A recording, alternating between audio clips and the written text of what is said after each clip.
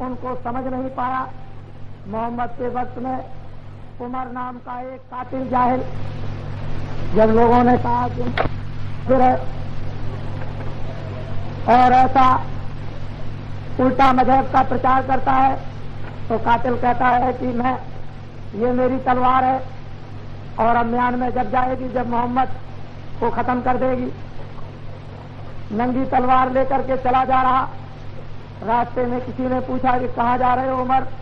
कह लगे उस काफिर और जाहिल को मारने जा रहा हूँ। कह लगे उसको क्या मारते हो? तुम्हारी बहन और बहनोई उसके फालवर हो गए, पहले बहन और बहनोई को मार डालो तब तुम उसको मारना। फौरन उधर से घूमकर बहन की तरफ चल पड़ा, जहाँ पर बहन की शादी हुई थी। वहीं पर अंदर में मोहम्मद साहब बैठे हुए थे। जब ये गया और बहन सामने आई तो बाल पकड़ करके उसने जमीन पर पटकना चाहा।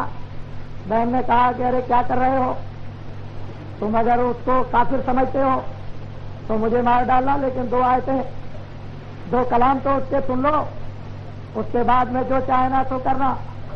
जब वो कुरान की 2 आयतें पढ़ करके एक ने सुनाई, उसके अंदर इतना प्रेम भरा हुआ था कि उमर की तलवार जमीन पर गिर गई। मोहम्मद दौड़ के दरवाजे पर आए, दरवाजा खोल दिया, उनके चरणों में गिर पड़ा और ये कहा, है उमर तुम क्या कर रहे हो? अपनी शक्ति का दुरुपयोग करते हो। उसने कहा मैंने आपको पहचाना नहीं, ये तलवार म्यान में जब जाएगी जब इस्लाम का प्रचार करेगी। शहीदों का, प्रेमियों का, आशिकों का ऐसा सच्चा प्रण होता है और उन प्रेमियों के साथ वो परमात्मा 24 घंटे उनके पीछे पीछे घूमता रहता है। ये हमारी धार्मिक पुस्तकें महात्माओं की हमको पूरा विश्वास दिला चुकी है और स्वयं भी विश्वास पूरा हो गया कि परमात्मा भक्तों के साथ साथ रहता है। जब जरूरत पड़ती है तो भक्त वत्सल बनकर और दुनिया को दिखा दिया करता है कि देखो मैं भक्तों की इस प्रकार से रक्षा किया करता हूं। चाहे वो खंड से निकल आए या कहीं ओट में खड़े होकर के द्रौपदी के तीर को बचा ले या और किसी तरह से वो गज की जब लड़ाई हुई थी कैसे बचाया, तो वो तो है, लेकिन समय के इंतजार में हम लोगों को उसका खेल देखना है। हम आए हैं स्थान पर अपने सच्चे प्रीतम का संदेश सुनने के लिए, अपनी तपस्या पूरा करने के लिए, और जो अपना प्रण है उसको निभाने के लिए, अपना कल्याण करना चाहते हैं, उसके लिए हम इस प्रकार का कष्ट उठा रहे हैं कि जो आप अपनी नजरों से देखते हो। तो पहले एक गोस्वामी तुलसीदास जी की एक कहानी थोड़ी सी सुन लें बड़े ध्यान के साथ में, फिर तो मैं आज बहुत कुछ आपके सामने कहूंगा, उसको आप सुनेंगे। अंत में आपको भभूत भी मिलेगी, क्योंकि हमने पूरी रसायन तो तैयार अभी नहीं कर पाई, वो तो 1 तारीख तक तैयार हो जाएगी और 1 तारीख को तैयार करके बांट दिया जाएगा। लेकिन हमारे हरिद्वारवासी गांव इर्द गिर्द के लोग बहुत ही इस समय पर आतुर और जल्दबाजी में है और ये कहते हैं कि वो भभूत इतने आदमियों को कैसे बांट दी जाएगी। अगर इतने आदमियों को बांट न दी जाए तो फिर महात्माओं का हमेशा ऐसे ही खेल होता रहा। तो खेल है, काम होता रहता है, काम से काम, काम के फायदे से काम। आपको तो उसके फायदे से काम है, कैसे बांट दिया जाए ये आपको क्या मालूम। तो गोस्वामी जी महाराज की एक उनके स्वयं मुखारबिंद की एक कहानी सुन ले ध्यान पूर्वक। हाँ,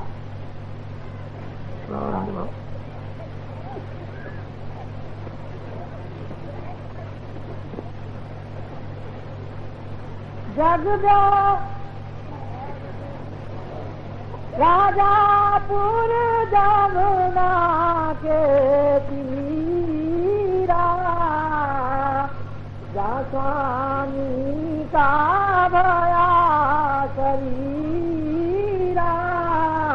गोस्वामी जी महाराज तुलसीदास जी,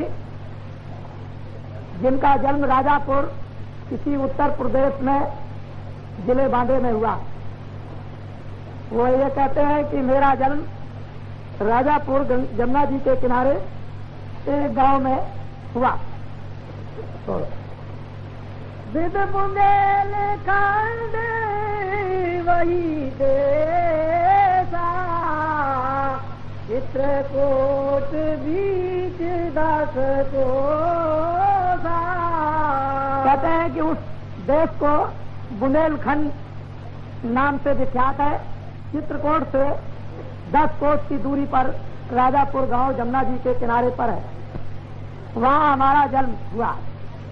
बोलो।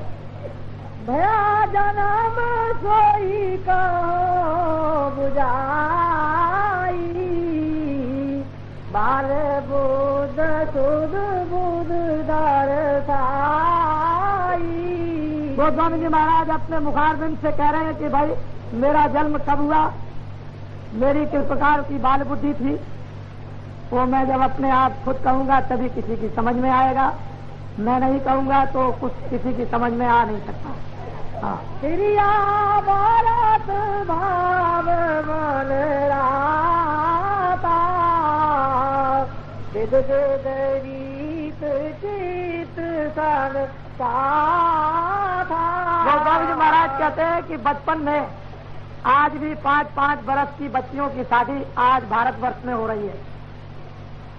मैंने कई स्थानों पर मध्य प्रदेश में, उत्तर प्रदेश में देखा कि 5-5 साल के लड़के और लड़कियों की शादी आज भी हो रही है।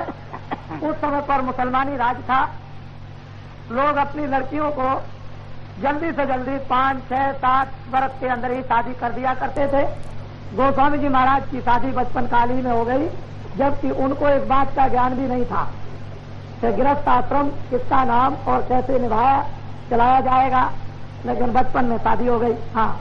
ज्ञानहीन रस रंग संग माता, काले को जानन मोरी जाता।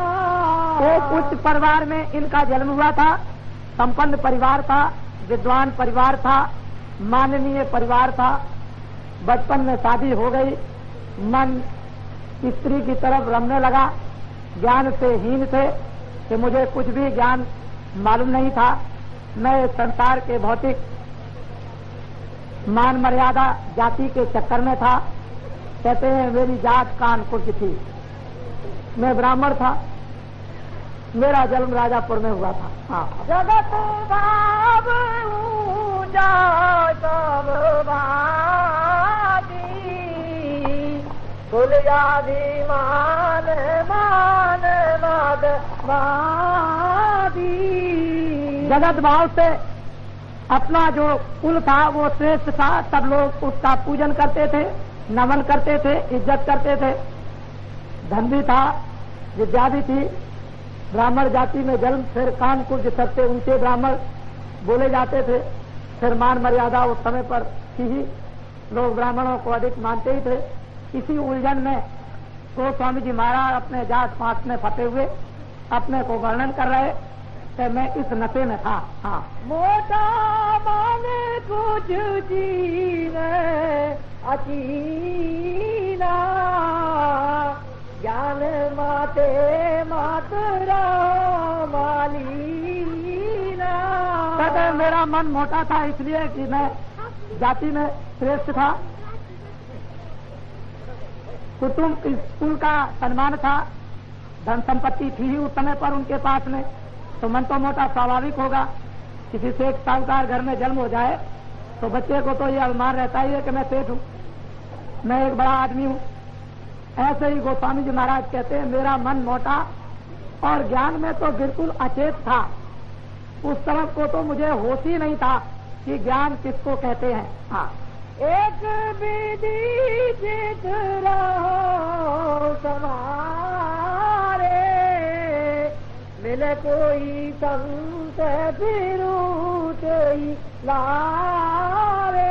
संस्कार कभी कभी जब जोर मारा करता है तो इनमें कभी जब देख देख करके ये सब चीजें बड़ी भारी कभी कभी घृणा हुआ करे तो उनको ये आया करे कोई महात्मा मिल जाए, घर बार छोड़ दूं, चला जाऊं, कुछ करूं, कुछ सुनूं, कुछ ज्ञान प्राप्त करूं, आत्मा का कल्याण करूं, ऐसा कभी कभी संस्कार जोर मारता था। ये कभी कभी इच्छा, कुल परिवार, इन सब मान प्रतिष्ठाओं को देखकर तो इनमें तो कभी सुख मिलता नहीं है, लेकिन कभी कभी ये हुआ करते थे कि भाई संत महात्मा मिल जाए तो मुझे उनके चरणों में बैठकर सेवा करने का अवसर प्राप्त हो जाए। हाँ, संत साथ मोहिनी का भावे, ज्ञान या ज्ञान एक नहीं आवे। गोस्वामी जी महाराज कहते हैं अपने आप को कि मैं ज्ञान अज्ञान तो मैं कुछ जानता नहीं, लेकिन इतना भाव जरूर उठता है कि मैं साधुओं के पास बैठूं तो मुझे बहुत अच्छा लगेगा। ये उनके अंदर में एक भावना बड़ी तीव्र रफ्तार से चल रही थी। महात्माओं के दर्शनों की उत्कंठा होने लगी। अब उम्र उनकी क्या है, 10, 12, 13, 14 बरस की। धीरे धीरे धीरे धीरे कुछ कुछ संसार का होश आने ही लगता है। हर चीजें देखने से कुछ न कुछ अनुमान होने ही लगता। संस्कार जागते ही चलते हैं। भाव उनका बढ़ता चला गया। बोलो, अब आगे का सुनो विधाना, ताकि विधि का परिमाण। धीरे धीरे धीरे धीरे ये भावनाएं उत्पन्न होते होते, इच्छा जागते जागते, दर्शनों की लालसा उठाते उठाते उनकी उम्र हो गई अब 20 बरस, जवानी पर पहुंच गए।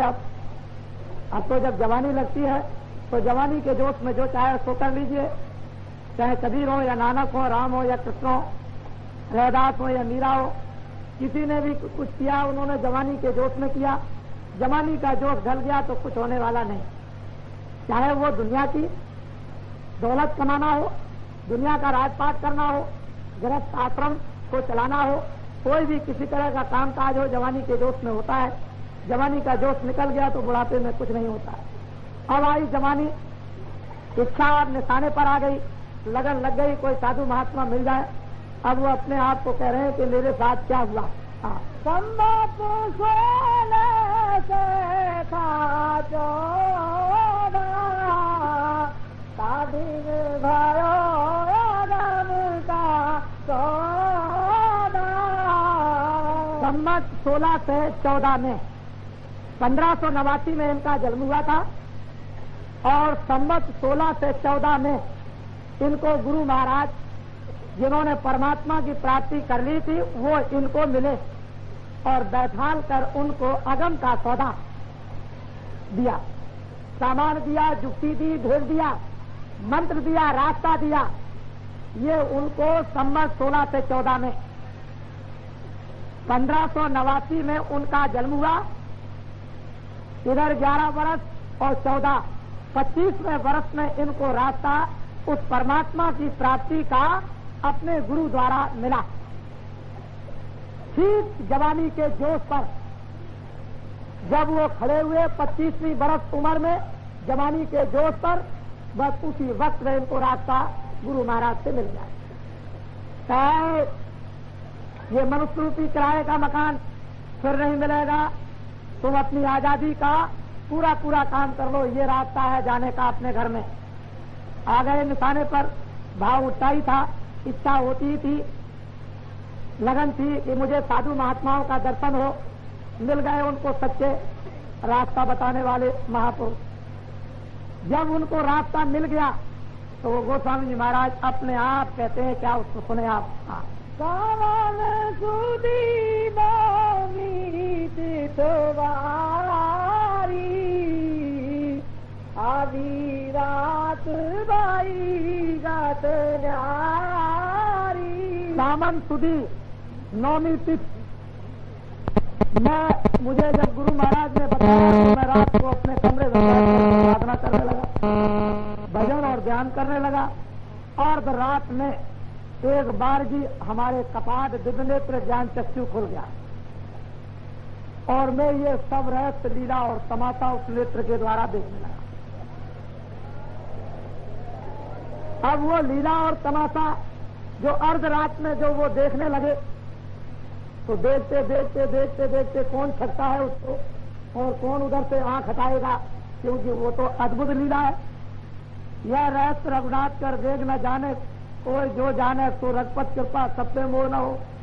ऐसा गुरु महाराज ने उनको जब भेद बताया तो करते करते सावन का महीना तिथि नो अर्धरात गत वही न्यारी, एकदम दोनों आंखों को के बीच में जीवात्मा ने इस स्थान को छोड़ दिया और चली जा रही ऊपर की तरफ देखती जा रही। हाँ, बिजली चमक भाई उजियारी,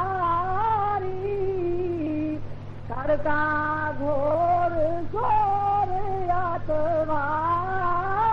गोस्वामी जी महाराज कहते हैं कि जिस समय पर अर्धरात्रि के वक्त में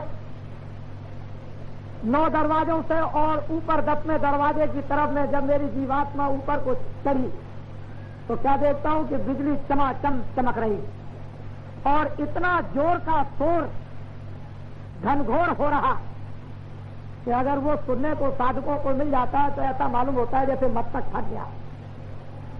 ऐसा ये घोर और शोर मनुष्य रूपी मकान में उन वेदवाणियों का, आकाशवाणियों का, उन अनहद ध्वनियों का इस मनुष्य रूपी किराए के मकान में हो रहा है। किसका मन नहीं चाहेगा उस चमक को देखने के लिए? कौन घोर और शोर को पसंद नहीं करेगा? उसका मन क्यों नहीं उस आवाज और शोर में हर जाएगा? वो अपनी व्यथा अपने जीवन की पैदाइश से लेकर के और जब उनको साधना का रास्ता मिला गुरु द्वारा वो बता रहे हैं कि मुझे हुआ क्या। बहुत से लोग कहा करते हैं कि गोस्वामी तुलसीदास जी महाराज कभी थे, वो कभी नहीं थे। वो तो जीवात्मा उनकी जाग गई, उन्होंने उस प्रीतम को प्राप्त कर लिया। तब उन्होंने कहा है कि मोह विलोक राम मुस्काई, दियत तुरत गयो मुखमाई, उधर माज सुन अंडज राया, देखूं बहु ब्रह्मांड निकाया, अति विचित्रता लोक अनेका, रचना अमित एक से एका। ये अपने दिव्य नेत्र ज्ञान चक्षु के द्वारा उस अर्धरात से देखना उन्होंने जब प्रारंभ कर दिया तो आपको ये क्या मालूम है कि कौन सी साधना और कौन सा योग करते थे। लेकिन लोगों को जब तक मालूम नहीं होता है, जब तक कि वो जुक्ति बताने वाले महापुरुष न मिल जाए तब तक कैसे मालूम होगा। अब तो धीरे धीरे इन ग्रस्त प्राणियों को, जैसे गृहस्थ आश्रम में गोस्वामी तुलसीदास जी महाराज ने ये सब कुछ गृहस्थ आश्रम में कर लिया, जब तक अपना पूरा काम नहीं कर लिया तब तक अपने गृहस्थ आश्रम को उन्होंने छोड़ा ही नहीं था। बोलो, मन में बहुविध भरम समाया, ये आज गुत का से आया। जब दिव्य नेत्र ज्ञान चक्षु के द्वारा अद्भुत दृश्य दिखाई देने लगे तो मन में भ्रम तो हो ही जाएगा। पहले तो उन्होंने ऐसा कभी सुना नहीं था, लेकिन गुरु महाराज ने तो उनको जुक्ति बताई और कहा कि बेटा ले, ये सही सच्चा रास्ता है, जिधर से आए उधर ही चलो, अपने घर में पहुंच चलो। उनको बड़ा आश्चर्य हुआ और दुख देखा। क्यों नहीं उनको आश्चर्य होगा? ये तो गुरु की अद्भुत कृपा उन पर हो गई, दिखाई देने लगा। बात अपनी आप स्वयं अपने मुख से वो वर्णन करने लगे। बोलो, रात बीत गई ध्याना, मनिया तेरा सोई का विदान। बड़ा मन में आश्चर्य लगा। अर्धरात से ये काम शुरू हुआ था देखना। कहते हैं कि सवेरा हो गया, 10 बज गया, उसी कमरे में बैठे बैठे हमको ये भी ख्याल नहीं रहा कि 1 घंटा हुआ कि 2 घंटे हुए। जब उठे तो ऐसा मालूम हुआ कि 2-4 मिनट हुए होंगे। ये तमाशा सारी रात देखते रहे, 10 बजे तक गिनते देखते रहे। जब उन्होंने आंख खोली तब उन्होंने सोचा कि अरे मैं तो अर्धरात में बैठा था और ये तो दिन 10 बज गया है, दिन को सूरज निकल आया। यहाँ तो सब लोग अपना अपना काम करने लगे। तो अद्भुत दृश्य को देखकर और वो आनंद लेकर भूल ही जाएंगे संसार की रात्रि भूल जाएंगे, संसार का दिन भूल जाएंगे, संसार का काम भूल जाएंगे, संसार का देखना और बोलना भी भूल जाएंगे। तो असली वो अद्भुत जो उनके मन में इस तरह का उल्लास हुआ। तो पुन प्रत रोज रोज आस होई, एक देवास सूरत जाड़ जोई। गोस्वामी जी महाराज कहते हैं कि जब जब हम बैठते थे तब तब हम ये कौतुक रोज रोज देखते थे। देखते देखते देखते देखते कई दिन गुजर गए। एक दिन क्या हुआ कि एक बारगी बिल्कुल इस शरीर से जीवात्मा अलग हो गई और शरीर हो गया बिल्कुल मृतक, चढ़ गई ऊपर। जैसे मौत के वक्त में जीवात्मा को निकाल के अलग कर दिया जाता है, इसी तरह से ये जीवात्मा साधना के वक्त में ये बिल्कुल अलग हो जाती है और शरीर बिल्कुल अलग हो जाता है। इस तरह से अपने आप को ये मनुष्य रूपी किराए के पंच भौतिक मकान से उन्होंने अपनी जीवात्मा को अलग कर दिया और चढ़ गई एकदम ऊपर की तरफ, और वहाँ वो नाना समासे उन ब्रह्मांडों में जाकर देखने लगी। हाँ, क्या देखती है? नील शिखर गुरुद्वारे माई, निर्खायाच राज का न जाई।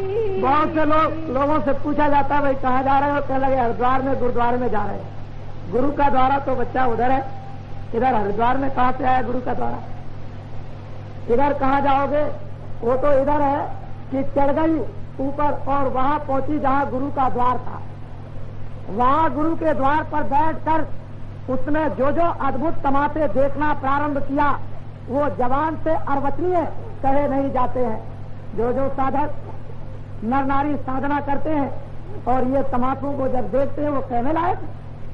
इनको अगर तमाशा देखने को लोगों को, इन ग्रस्तों को न मिला होता अपने अंदर में, ये हरिद्वार में जमीन में आकर के पड़ते। ये बहुत बड़ी चीज पा रहे हैं। ये दिल्ली की गद्दी पर खाक मार दे, ये उसको कुछ नहीं समझते हैं। ये ऐसे लोग हैं, इनसे कहा जाए तुम दिल्ली की गद्दी पर बैठ जाओ तो मिट्टी उस पर। आपने देखा होगा कि रैदास जी जूता गांठते थे। लोगों ने कहा कि अरे बड़े भाई भक्त हैं और जूता गांठते हैं, भक्त को ये शोभा नहीं देता है। तो लक्ष्मी और विष्णु में बड़ी वार्तालाप हुई। लक्ष्मी ने कहा कि अरे भगवान, भक्तों पर इतना कष्ट कि जूता गांठ करके रोजी अपनी पूरी करते हैं, प्रेम पालन, और आप उनकी देखभाल भी नहीं करते हैं। अरे कहने लगे लक्ष्मी, मैं ऐसे ऐसे लोगों को भेजता हूँ, मैं खुद जाता हूँ उनके दरवाजे पर, लो भाई जूता गांठ दो हमारा, और ये लो सोने का टुकड़ा, अब आज से गांठना नहीं, ये सोने का टुकड़ा लो बाजार में बेच देना और खूब पैसे में घर पे आराम से खाना। तो वो क्या कहते हैं कि सोने के टुकड़े को छप्पर में रख दो। छप्पर में रख दिया।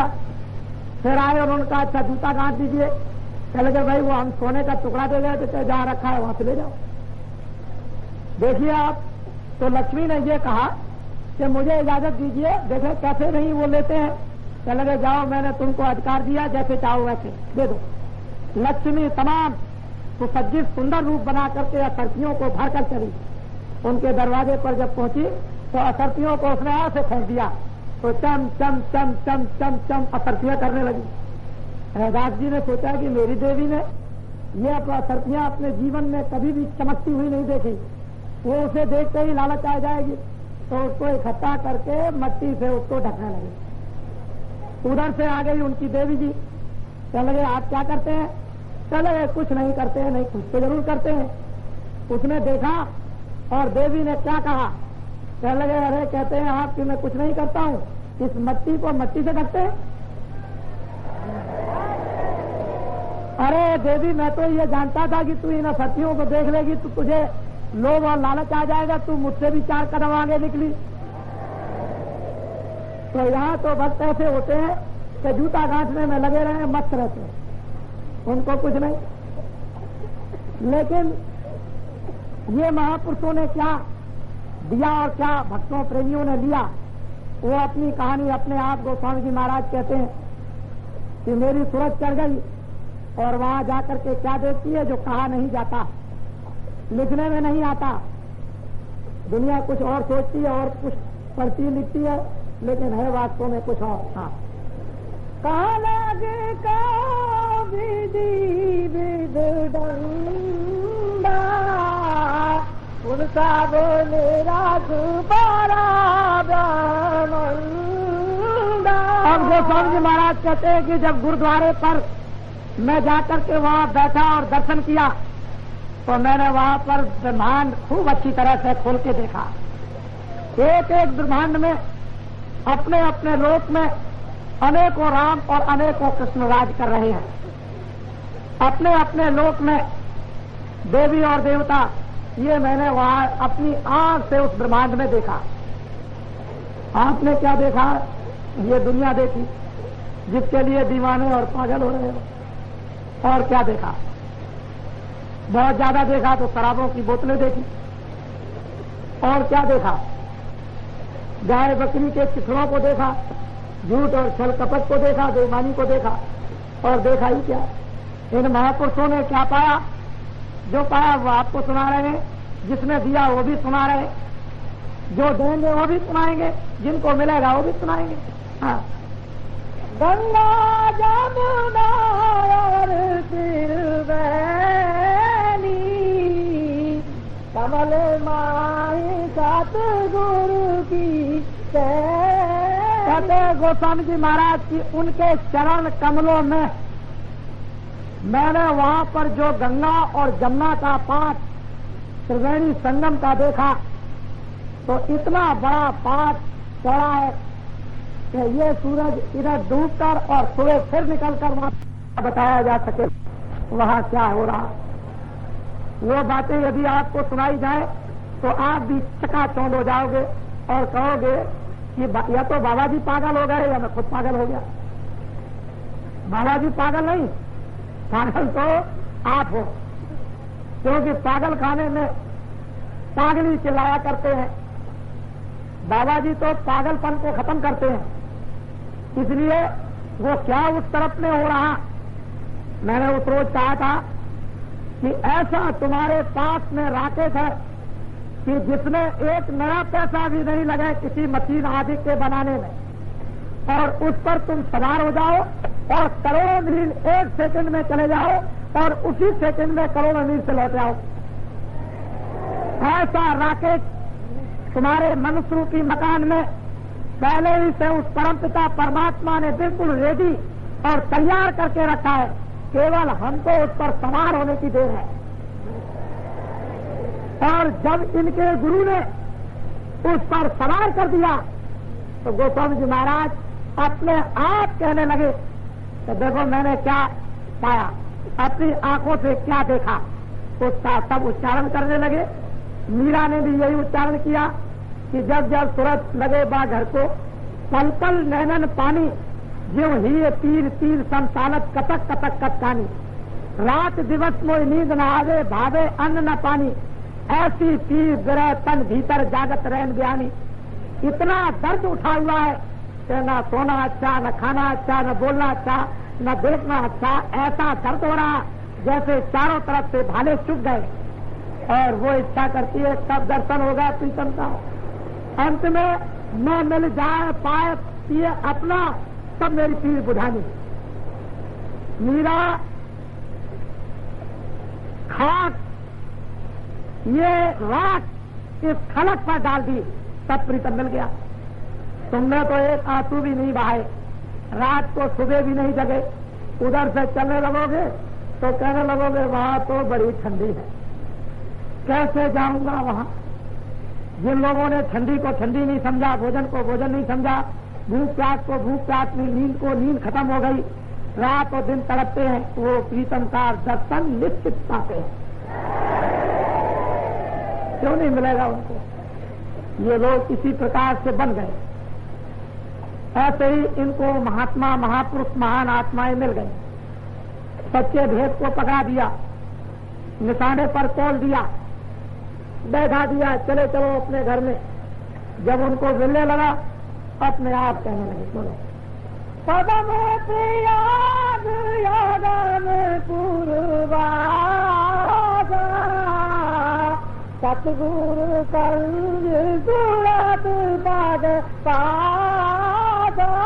कहते हैं कि वहां पर प्रयाग संगम है, जो सतगुरु कंज चरणों में जिनकी सूरत बात कर लेती है, अंदर में जिसको वही मणियों का प्रकाश कहते हैं, वो अगमपुर में हुए जीवात्माएं बात करती है। तुम जरा से अपने अनेकों जन्मों के सोए हुए पट को उघाड़ दो, जरा सा खोल दो, अरे जागरण ही जागरण हो जाएगा। अंदर में न मालूम क्या क्या होने लगेगा। फिर नींद का क्या काम, बाहर से सोते रहो, अंदर से सदा जागते रहो। ये काम हो जाता है। देखने को प्रेमी सोते हैं, अंदर में अपना आनंद लेते हैं। ये घटका मनुष्य रूपी मकान का खेल है और जीवात्माओं को यही पाना चाहिए। इसी की खोज के लिए निकलना चाहिए। हमने इसीलिए सब कुछ अनेकों जन्मों में गमाया था, सब तरह की सेवाएं और दान पुण्य किए थे कि हमको कोई मिल जाएंगे और हमें ये दर्शन और दीदार मिलेगा। लेकिन क्या करें बेचारे। हाँ, तीन लोक भी तारे सब देखा, कहो कहाँ लग विधि ले। गोस्वामी जी महाराज कहते हैं कि मैंने अपने दिव्य नेत्र ज्ञान चक्षु के द्वारा तीनों लोकों का पूर्ण रूप से उन सबको देखा। वहाँ का जो विस्तार रहस्य और लीला है, कहते हैं मैं कैसे कैसे लिखूं, इतना तो मेरे पास कागज कलम स्याही है ही नहीं। वो तो आंख से देखने ही का काम। ये यदि छोटा मोटा चमगादड़ टापू का यदि आप वर्णन करना चाहें तो कोई नहीं वर्णन कर सकता है। इस समय का दृश्य इस तरह का एक छोटे मोटे चमगादड़ टापू का दृश्य वर्णन नहीं कर सकते हो, तो वो जो तीन लोगों का जो दृश्य है वो कैसे वर्णन हो सकता है। वो सब मैंने वहाँ प्रयाग में स्नान करने पर गुरुद्वारे पर बैठ करके यहाँ का वहाँ का सब कुछ राज और रहस्य देखा। अंड का भी, पिंड का भी, ब्रह्मांड का भी, तीनों लोकों का देखा। इन्हीं को कहते हैं त्रिकालदर्शी। जो भूत भविष्य और वर्तमान का देखते हैं उनका नाम है त्रिकालदर्शी। ये हमने अपनी आंखों से देखा। अरे भाई, इनका भी नाम तुलसीदास जी महाराज था, तो न मालूम माता पिता को क्या सनक हो गई कि उन्होंने इस किराए का मकान भी तुलसीदास रख दिया। तो थोड़ा बहुत तो कुछ नाम का असर होना भी चाहिए। राम तो रख दिया नाम, लेकिन काम निशाचर का हो तो अब इसके लिए क्या किया जाए। नाम पर भी लज्जा आनी चाहिए। नाम तो कृष्ण है, काम क्या होता है वो तो आप जानते हो। नाम का गुण भी होना चाहिए, नाम की लज्जा भी होनी चाहिए, नाम का असर भी होना चाहिए, और वो नाम अगर कुछ रख दिया गया तो कुछ नहीं। इसलिए नर नारियों, ये अपने जीवन का उन महापुरुषों का अनुभव है जो तुम्हारे लिए हीरे जवाहरात रतन रख करके गए हैं। ये यदि धार्मिक पुस्तकें ना होती तो भारत में इनके होते हुए धर्म उठ गया, और ये ना रहती तो धर्म का यह नाम और निशान भी ना होता।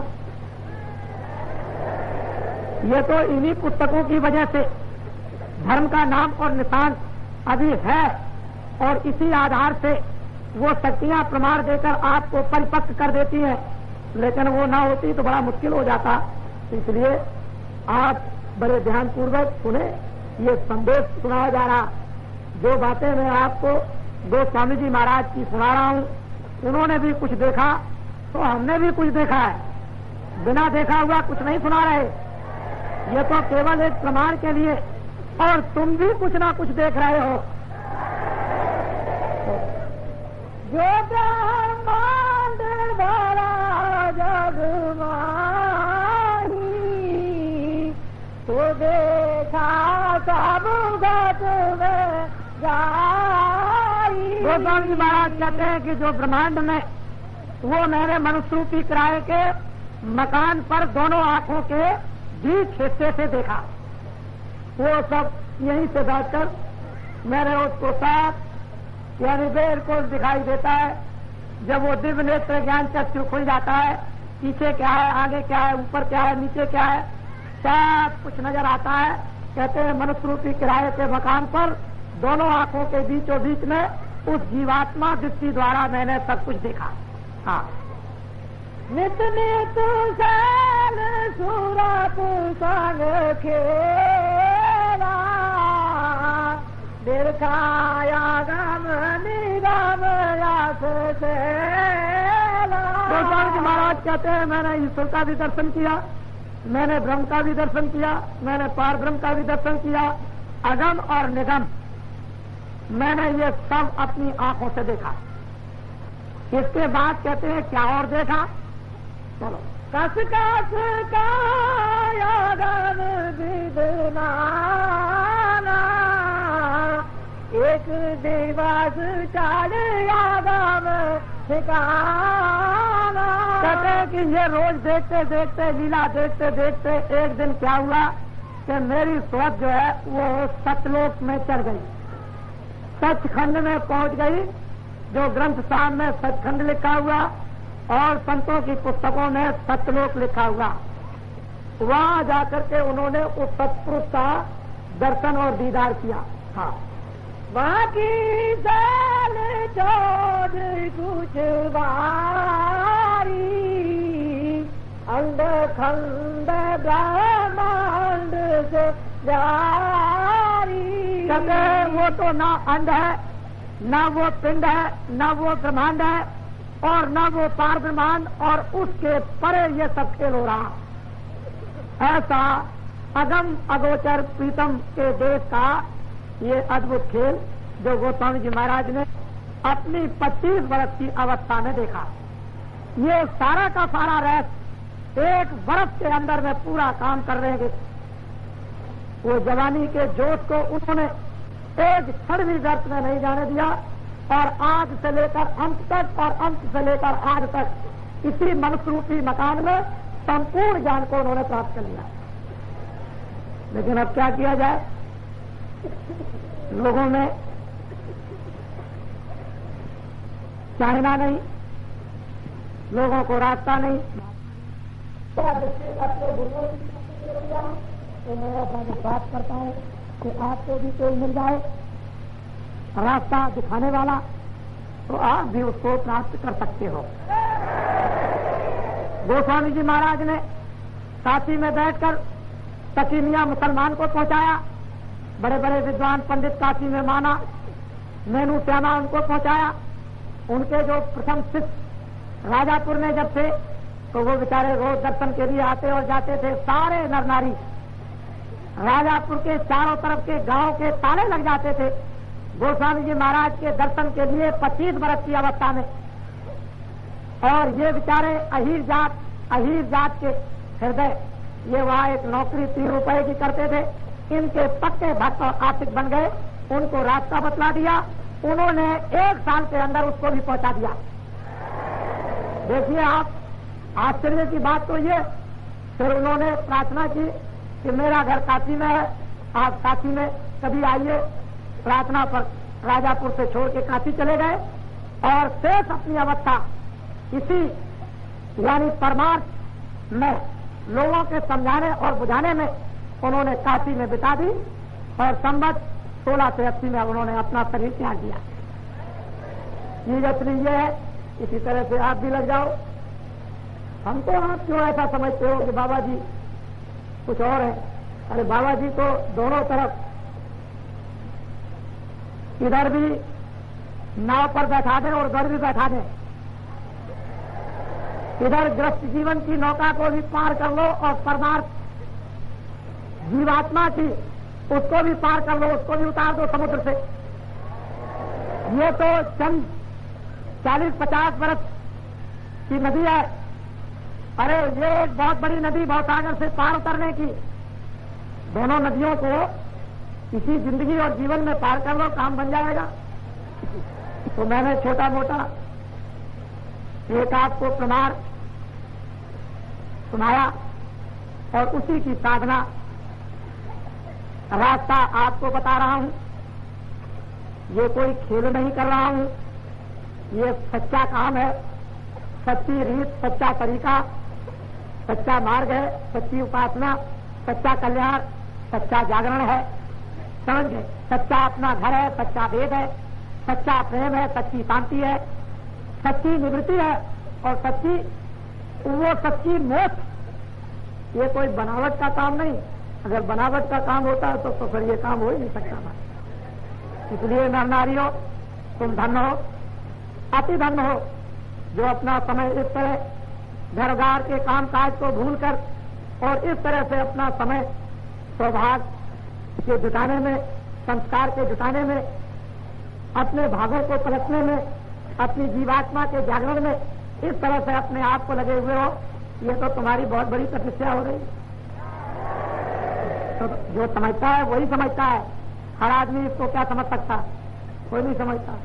ये अचानक में जो कार्यक्रम आपके सामने आया, हरिद्वारवासी जब उधर कुछ चर्चाएं जब सुनी तो उन्होंने यही कहा कि अरे हमने यहाँ बहुत से महात्माओं को देखा, बहुत से फंक्शनों को देखा, बहुत से त्योहारों को देखा, अरे ये वैसे ही है कि प्रोपेगेंडा प्रचार तो बहुत होता है लेकिन देखने में कुछ नहीं आता। बाबा जी ने ये कहा आपसे कि हम आप दूर नहीं है, तारीफ भी दूर नहीं है, अपनी आंखों से देख लेना तब क्या। बाबा जी ने तो और कुछ नहीं कहा, बाबा जी तो यही कहते रहे कि भाई बाबा जी तो 24 तारीख को आएंगे, हम तो उनके सेवक हैं। सचमुच है, हम उनके सेवक हैं, जब भी काम कर रहे थे अब भी काम करते हैं, इसमें तो कोई संदेह वाली बात है नहीं। तो चीज असली ये है कि जो आपको दिया है ये, इसको हिफाजत से बहुत ही सुरक्षा के साथ इस सामान को रखो, इस धन को रखो और बार बार अपनी अंटी में निकाल करके उसको बराबर देखते रहो कि गिर तो नहीं गया। जैसे कंगाल अपने पैसे को अंटी से निकाल के बार बार देखता है कि मेरा पैसा गिर तो नहीं गया, उसी तरह से ये जो भेद तुमको मिला उसको बराबर निकाल निकाल करके उसको देखते रहो कि गिर तो नहीं गया, विसर्जन तो नहीं हो गया, कहीं खो मत डालना। तो नरनारियों, ये तो मैंने आपको सुनाया सत्संग।